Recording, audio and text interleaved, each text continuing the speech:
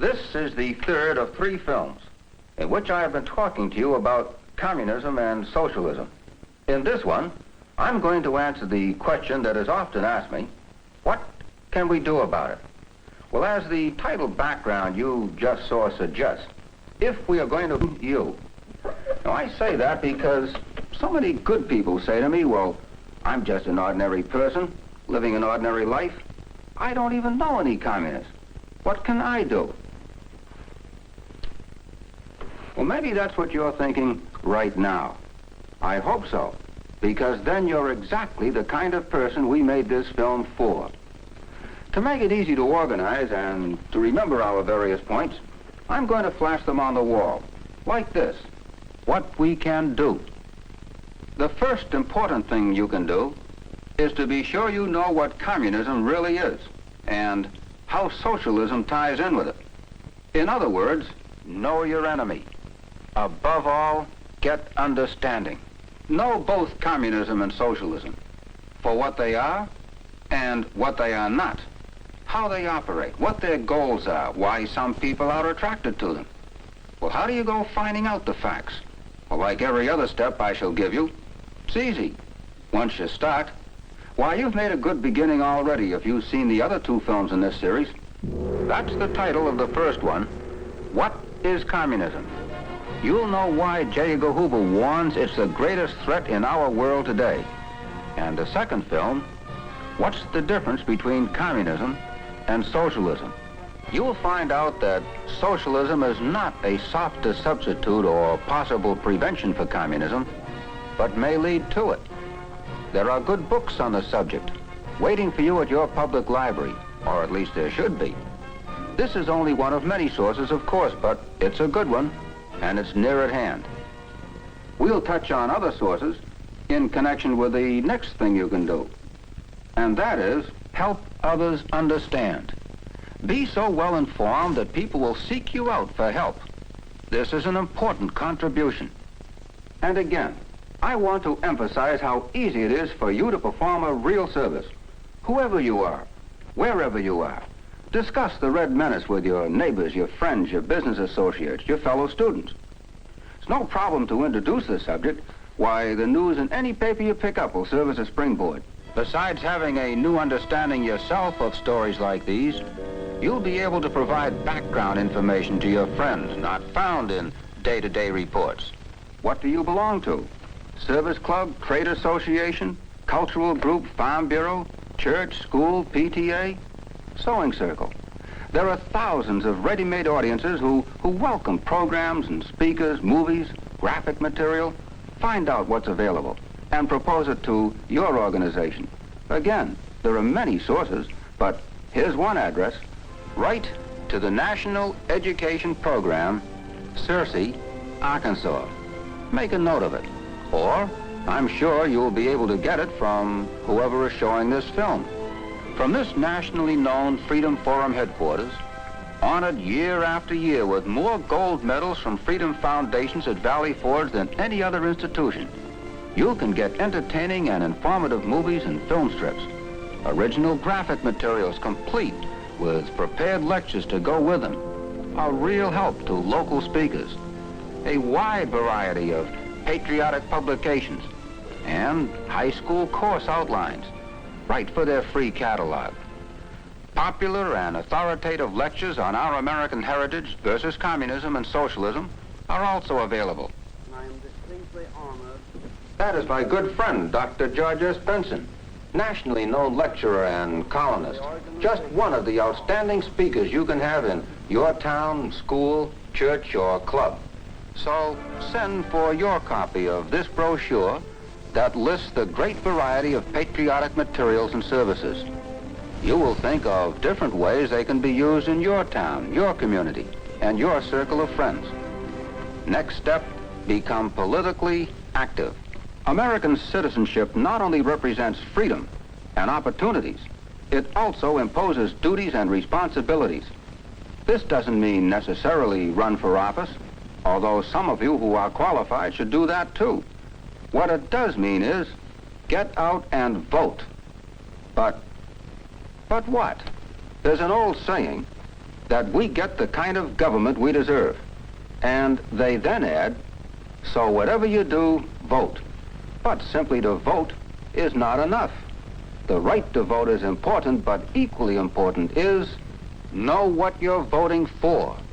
Study the issues, study the candidates, and then work to elect the right officials. Officials who are dedicated to the basic principles that have made America great. Surely it is obvious that the only way our country will ever come out of this Cold War alive is to elect officials who will pledge to move positively and firmly to protect our freedom, and then see that they do it. You have a first-class persuader to help you do this. It's right in your own home.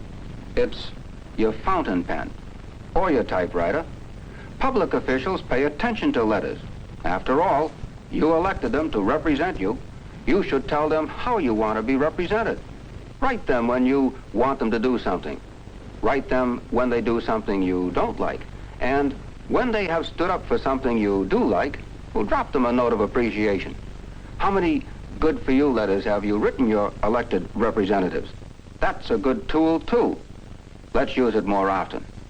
To do these things right, at the right time, you must be alert. And please note the sequence. You learn to be on the alert after you know your enemy, and after you become politically active. You learn what you are to be alert for. Are you a factory worker? A member of a union, a trade association, a service club, or a church? Be alert to spot anyone promoting the communist line and working their way into some position of authority. They may not actually be commies themselves. They may not even be fellow travelers.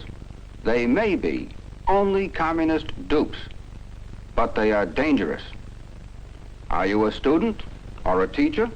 Well, write to your congressman for a copy of J. Edgar Hoover's report, Communist Target Youth. See how, on direct orders from Moscow, the party is in a drive to get communist speakers into our colleges and universities, taking advantage of American academic freedom and the students' naturally inquiring minds. Their aim is to preach revolutionary tactics and change peaceful campuses into scenes like this. The communist-incited student riots in San Francisco. Communist agents make more progress where they can first make trouble. Once you understand the commie line, you can readily recognize it when it appears. The one spreading it may not be a party member himself. He may even be someone who doesn't know he is being used. One of their many tricks is to get you to agitate against something. So you see, there are things for you to do, and there are things not to do. Be on the alert to circumvent subversive activity of any kind wherever you encounter it. But, and this is also important, leave the communist hunting itself to the FBI. They are trained in this sort of thing. They appreciate any facts you can give them, but please let them do the investigating. And one thing more, let's not call anyone a communist just because he happens to disagree with us. And be doubly alert when the communists start hunting you. That's right, no matter who you are, you have your own circle of influence. So the commies want you. They have a variety of approaches. Any one of them may sound reasonable, even commendable. Just don't ever agree to join any committee, or support any cause, or sign any petition, or allow your name to be used in any manner until you know the whole story, who's behind it, what their real objectives are. For instance, not long ago, I picked up a pamphlet, and here I find a long, bitter blast against our Internal Security Act. Glanced through the list of names, and I was shocked to see some of these names. I can well imagine how they were obtained. One day, a telephone rang.